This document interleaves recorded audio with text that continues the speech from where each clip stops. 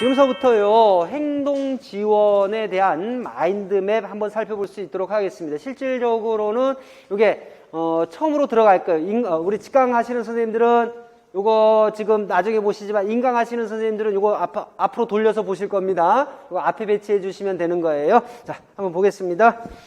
이거 기출 문제집에 있는 마인드맵하고는 다소 또 분량이 줄어들었습니다. 어떻게 분량이 줄어들었냐 그러면 기출 문제집에서 있는 거는 전반적인 흐름을 알게끔 했다라고 하게 되면 여기는 그런 것들 빼고 한번 보시면 아시겠지만 그래 행동수정 여러분 공부했어. 그래 여러분 응용 행동 분석 공부했어. 그 다음에 뭐 했냐 그러면 긍정적 행동 지원 공부했는데 거기에서 중요한 거 이런 거 있는 거야 라고 해서 싹 줄인 겁니다. 그러면 여기 거 모르면 안 된다라고 생각하시면 되는 거예요. 여기 나와 있는 내용을 모르면 안 된다라고 생각하시면 되는 겁니다. 한번 좀 보겠습니다. 행동 지원의 이론적 배경에서 우리가 공부했던 게 행동 수정의 개념 이런 부분도 공부했었고요. 응용 행동 분석의 개념도 공부했어요. 지금까지 시험 나온 적 없습니다. 시험 나온 적 없어요. 그래서 정 급할 땐 보지 마세요. 정 급할 땐 보지 마시고 내일 하늘이 무너지더라도 오늘 보고 공부하고 쓰러져야 되는 게 지금 세 번째 나오는 겁니다. 긍정적 행동 지원 보시게 되면 긍정적 행동 지원의 개념 보시게 되면 반드시 전통적 행동 수정과 긍정적 행동 지원을 비교하실 수가 있어야 됩니다. 초등 전공 선생님들, 유아 전공 선생님들 반드시 짚고 넘어가셔야 됩니다. 그렇다고 해서 중등 그냥 물 흐르듯이 보고 넘어가라는 이야기는 절대 아닙니다. 꼭 정리하시고 넘어가야 됩니다. 긍정적 행동 지원의 주요 요소 우리 아까 조금 전에 기출문제 풀면서도 전부 살펴봤습니다. 이거 인강 들으시는 선생님들 앞에 깔 거니까 이렇게 말하면 안 되겠습니다. 긍정적 행동 지원의 주요 요소에는 생태학적 접근에서부터 대상을 존중하는 접근입니다. 나 이거 다 외웠어. 아닙니다. 여기서 끝내시면 안 됩니다. 기본서라든지 강론서들을 보시면서 각각이 의미하는 게 뭔지를 정확히 알아들어야 돼요. 시험 문제에서 이거 그냥 써라. 주요 요소 써라. 안 나옵니다. 의미를 제시한 다음에 이에 해당하는 주요 요소가 뭐냐라고 물어보지. 이거 쓰세요. 이런 문제는 안 나온다라고 보시고 요것들을 정리를 하시기 바랍니다. 아셨죠? 다음에 긍정적 행동 지원의 실행 절차입니다. 순서대로 한번 보시기 바랍니다. 우선은 순서대로 선정해야 된다, 정보 수집해야 된다, 가설 설정해야 된다, 그 다음에 계획의 수립 및 실행, 그 다음에 평가 이와 같은 순서로 돼 있다. 우선 순서대로 쭉 정리를 해 주시고 각 단계마다 해야 될 것들 있죠. 표적 행동 선정해야 되는데 우리가 잊으면 안 되는 거 표적 행동의 선정 순위라는 게 있더라. 꼭 기억을 해 주시고 다음에 조작적 정의가 뭐냐? 전부 동일 단계에서 이루어지는 것들이었습니다.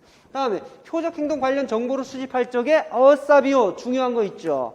행동의 기능 평가라는 게 이루어지더라. 세 가지 종류가 있더라. 그 세 가지 중에서 두 가지는 너무나 중요하죠. 직접 관찰 평가라는 거하고 기능 분석이라는 것은 상당히 중요한 의미를 갖기 때문에 나중에 다시 살펴봐야 되고 가설 설정에 있어서 가설 문장의 요소 이름 써야 되고 배경 선행 사건 추정되는 문제 행동의 기능 문제 행동 이와 같은 구성 요소들 확인하고 넘어갑니다. 다음으로 긍정적 행동 지원 계획의 수립 및 실행 넘어가게 되면 긍정적 행동 지원의 요소라는 게 나오는데 앞서 살펴봤던 긍정적 행동 지원은 앞에 거는 주요 요소고요. 주요 요소고 지금 살펴보는 것은 긍정적 행동 지원의 요소다.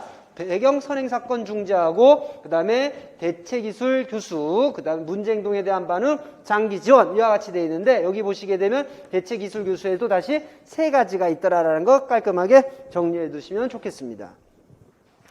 다음에 학교 차원의 긍정적 행동 지원입니다. 학교 차원의 긍정적 행동 지원에 2에 들어가시게 되면 제일 들어가자마자 중요한 거 배우고 우리 나갔죠. 핵심 요소 혹은 구성 요소라고 이야기하는 네 가지 시스템, 자료, 실제, 성과 벤 다이어그램 기억나셔야 됩니다. 다음으로 긍정적 행동 지원의 3단계 예방부대 1단계, 2단계, 3단계 이야기했을 때 1차 예방, 2차 예방, 3차 예방 혹은 1단계, 2단계, 3단계 이와 같이 하는 것들, 그 다음에 중재 대상별로 전체를 대상으로 한다, 소집단을 대상으로 한다, 아니면 개인을 대상으로 한다. 알아두시면 되겠습니다.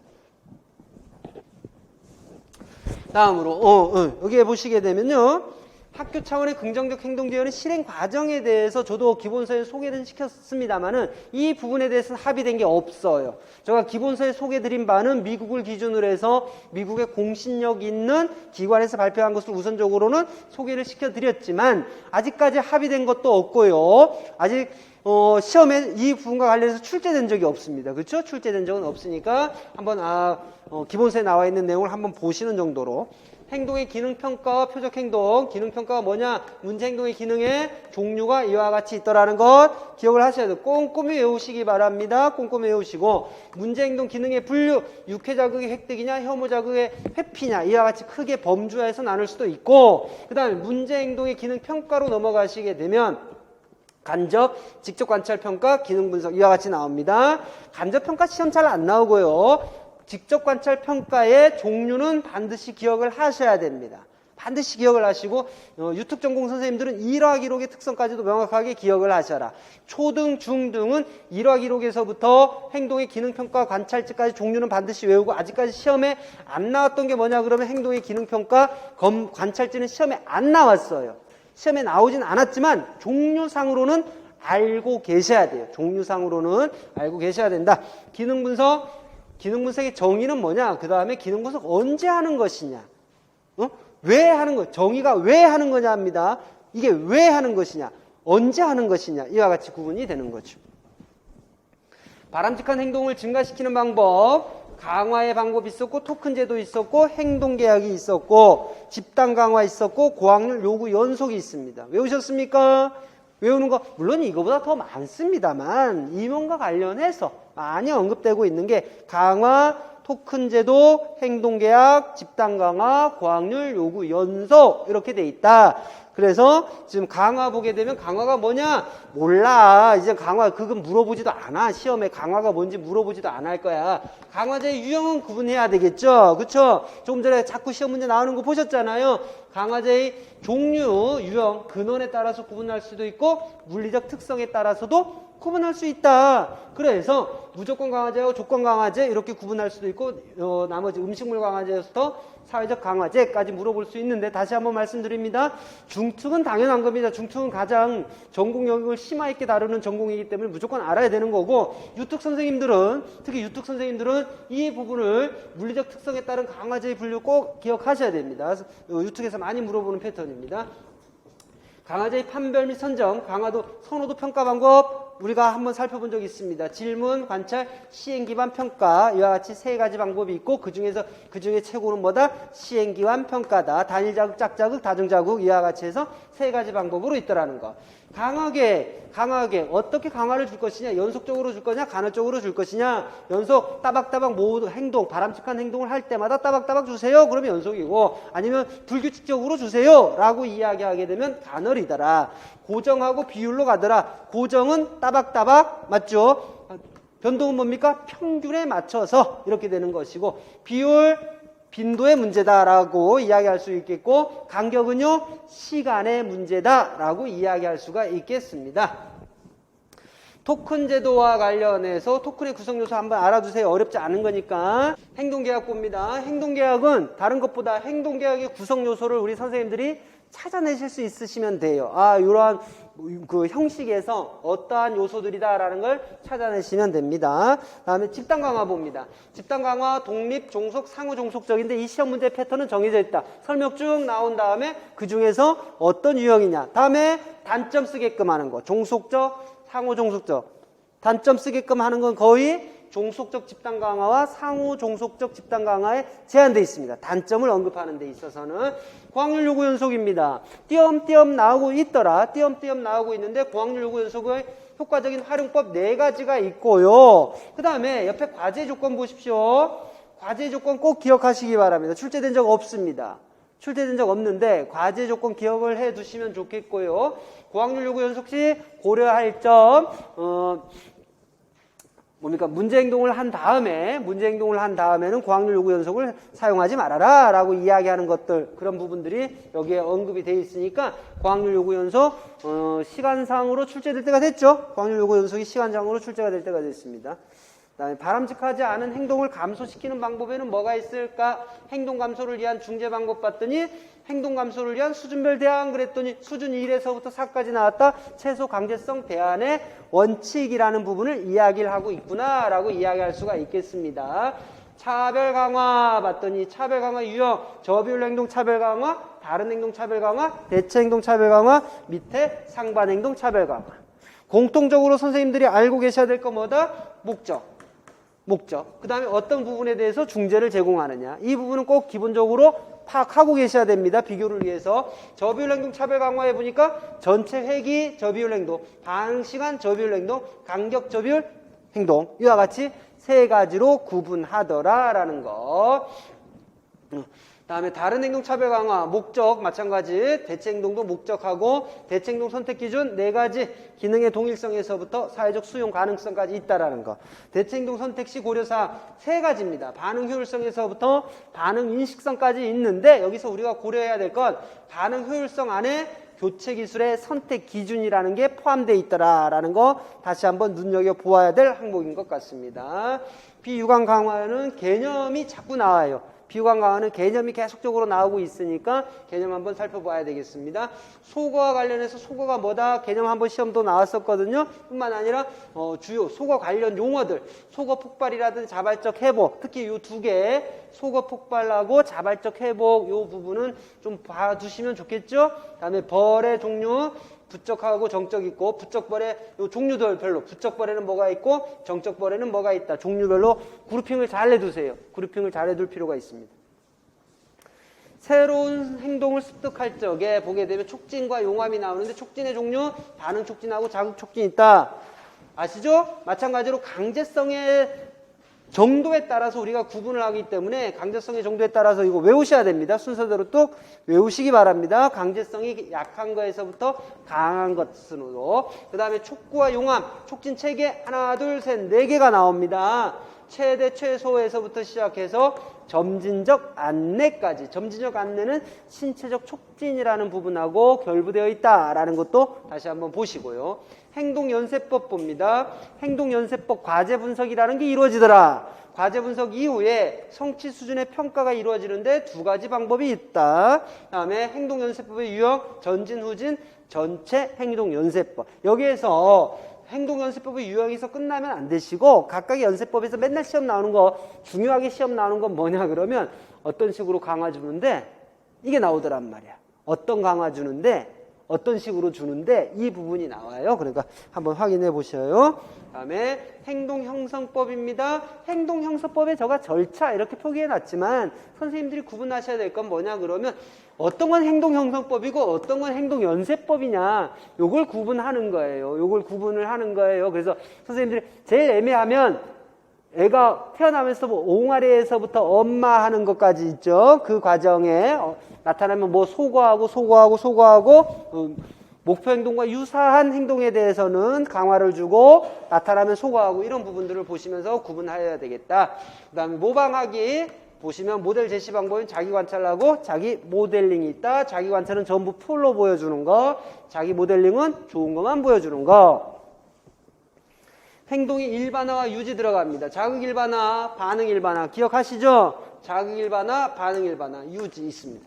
자, 이 부분이 행동 지원 파트지만 지적장애 교육에서도 상당히 많이 다루어지는 내용이더라. 그래서 자극 일반화를 위한 전략, 반응 일반화를 위한 전략 한번 확인 들어가시기 바랍니다. 뿐만 아니라 유지를 위한 전략까지 꼭 알아두셔야 됩니다. 꼭 알아두세요. 각각의 전략들. 그 다음에 일반 사례 교수법입니다.